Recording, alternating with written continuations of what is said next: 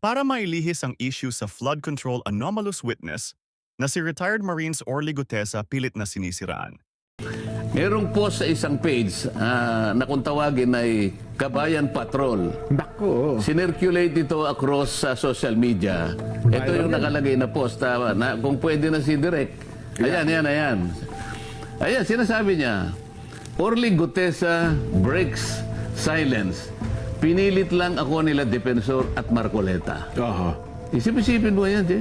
Gutesa admitted that he was forced to sign a fake affidavit against Speaker Romualdez out of fear and pressure.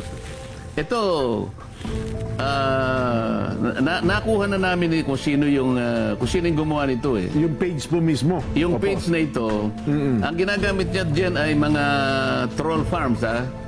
Makikita mo na troll farms kasi pinakita nila rito, ang mga accounts ay Vietnamese eh. Ganun po? May Vietnamese accounts, karamihan ha. Oo. So kung nako. halimbawa sa 1,500 Vietnamese at yung iba pa Arabic accounts, para kunwari maraming Marami sumusuporta. nag-suporta at saka kumukomment. Opo. Oo, ha. Ngayon, ibalik nga natin doon para makita natin.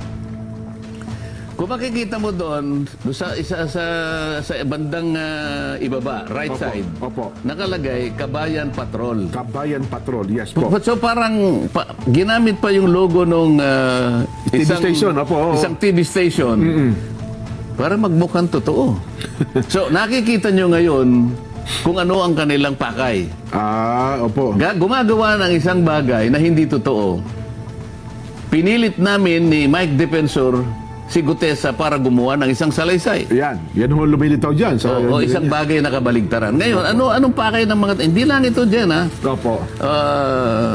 Kasi kung punta tayo sa pangalawang slide diyan.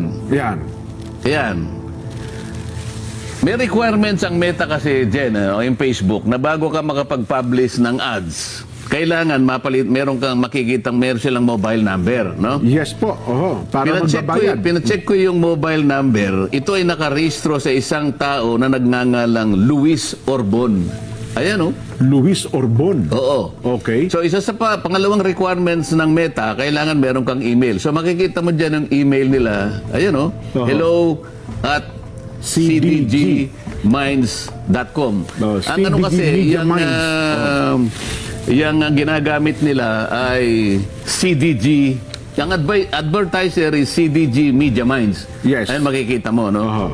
So, yung phone number nakarehistro kay Luis Orbon. Ayan ang email nila.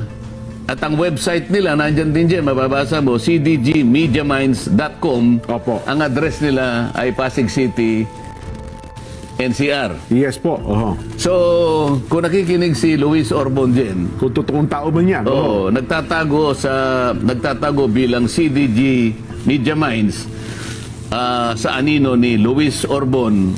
Oho. Huwag ka na magtago sapagkat alam mo, kilala kita. Ganun mo ba? Ngayon, puntahan natin yung ibang slide natin. Oh, yan. Ayan itong CDG Media Minds ay nag-handle ng 4 na pages sa Facebook yan. Bukod doon, meron pa sa iba.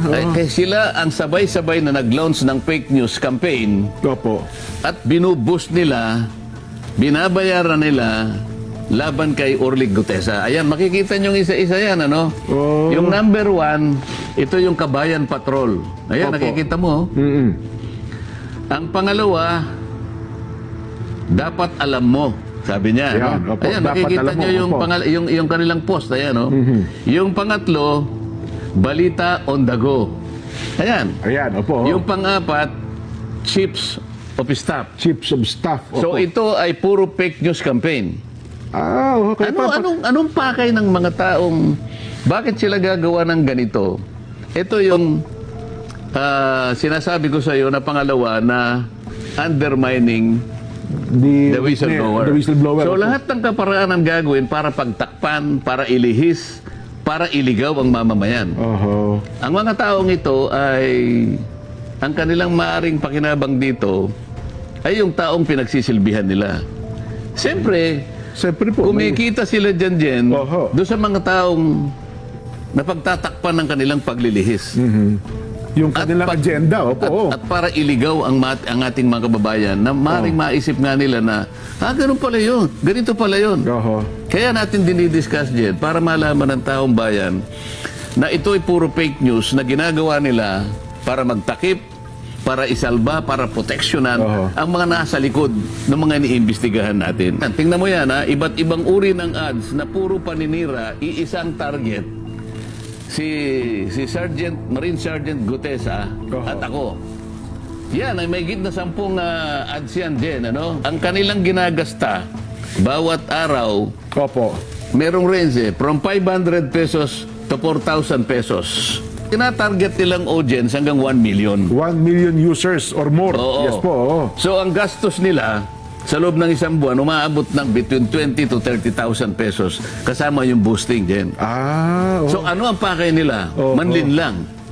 Mailigaw ang taong bayan. Sa uling slide, pakita natin para makita natin. Itong mga slides na to, Jen, makikita mo, pinamonitor ko yan magmula ng January 2025. Opo.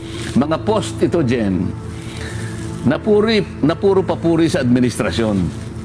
Pero same page po. Same page. Same page, oo. Yan ay puro papuri sa administrasyon. Ngayon ang kabalintunaan dito, kung ang administrasyon gusto niyang malinis ang skandal na ginawa ng flood control, Opo. bakit ngayon nagsip sila dun sa paninira? Character assassination na nangyayari. Sa investigasyon na ginagamit namin para tukuyin natin sino ba talaga ang mga tao, malalaking tao na nasa likod ng mga pangyayaring ito. Opo. Kung maka-administrasyon kayo, bakit taliwas ang ginagawa nyo ngayon? Sinisiraan nyo ang mga taong lumabas para ngayon pagtibayin, tukuyin, makilala kung sino yung mga malalaking tao. Ba't nagsimula kayo ngayon gumawa ng fake news October 24 hanggang October 29? Alam mo kung bakit? Opo, bakit po? Sapagkat merong nagbabanta na itutuloy ang Blue Ribbon Committee itong Nobyembre.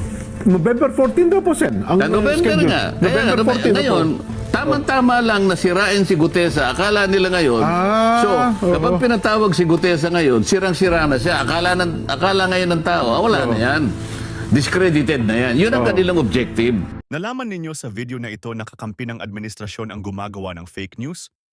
O sila ang nagbabayad sa mga ito?